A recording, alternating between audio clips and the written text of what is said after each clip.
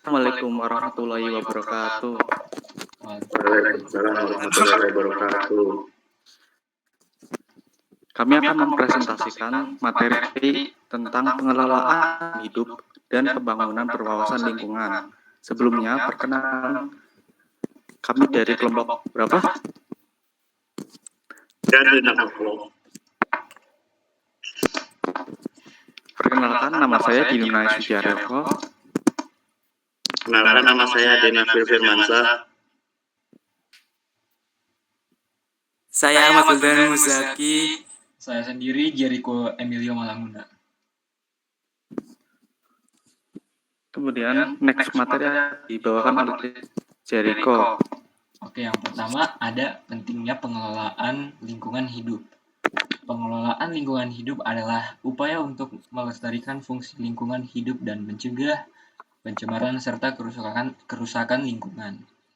Pengelolaan lingkungan hidup sangat penting karena lingkungan hidup merupakan salah satu unsur penting bagi keberlangsungan hidup manusia. Yang kedua ada pentingnya pengelolaan lingkungan hidup. Pengelolaan lingkungan hidup ini bertujuan diantaranya. Yang pertama, mencegah bencana alam yang terjadi akibat ulah manusia. Yang kedua, menjaga keberlangsungan hidup agar tetap mendapat sumber daya yang dibutuhkan. Dan yang terakhir, yang ketiga, melestarikan keanekaragaman hayati untuk menjaga ekosistem dan masih banyak hal yang bisa dijaga agar keberlangsungan hidup tetap ada. Next. Yang ketiga ada konsep pembangunan berwawasan lingkungan. Pembangunan berwawasan lingkungan adalah pembangunan yang mengoptimalkan manfaat sumber daya alam dan sumber daya manusia dengan cara menserasikan aktivitas manusia dengan kemampuan sumber daya alam untuk menopangnya. Pembangunan ini bertujuan untuk mencapai pembangunan yang berkelanjutan, yang dapat memenuhi kebutuhan generasi sekarang, tanpa perlu mengorbankan kemampuan generasi masa depan untuk memenuhi kebutuhan mereka sendiri. Oke, next slide akan dibacakan oleh Adenafil Wildan. Terima kasih Mas Aryo. Selanjutnya adalah tantangan lingkungan. Apa sih tantangan lingkungan itu? Tantangan lingkungan adalah berbagai masalah yang mengancam kelestarian lingkungan.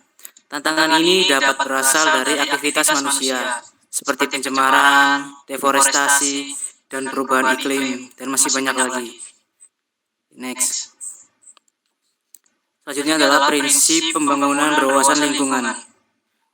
Prinsip ini terbagi menjadi 3 hal: meningkatkan kualitas lingkungan hidup, meningkatkan kesejahteraan masyarakat, melestarikan lingkungan hidup, dan masih banyak lagi. Oke, next.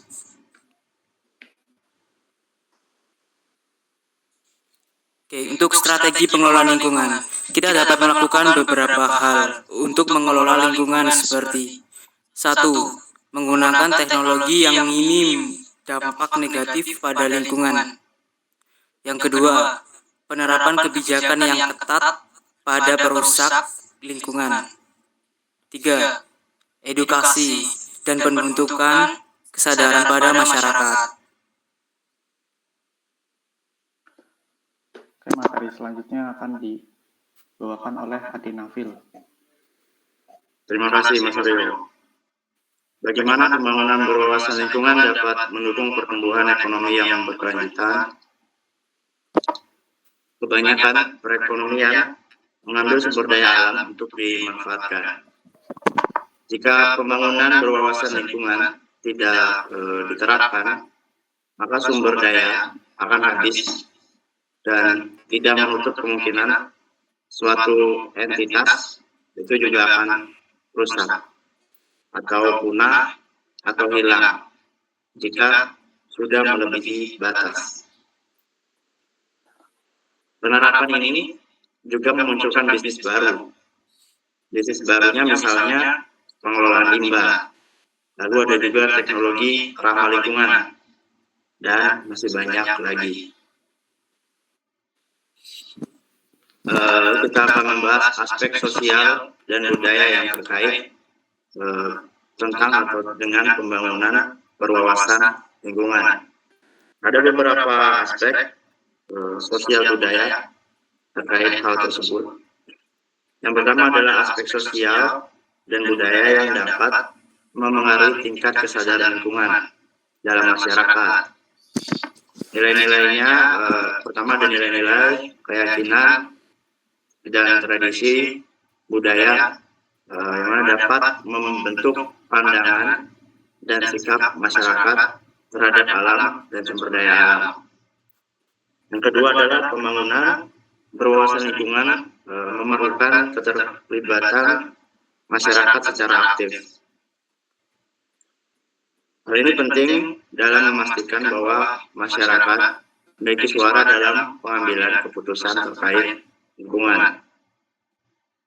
Lalu yang ketiga ada nilai-nilai etika sosial dan budaya dapat membentuk pandangan masyarakat terhadap kewajiban etis terhadap lingkungan.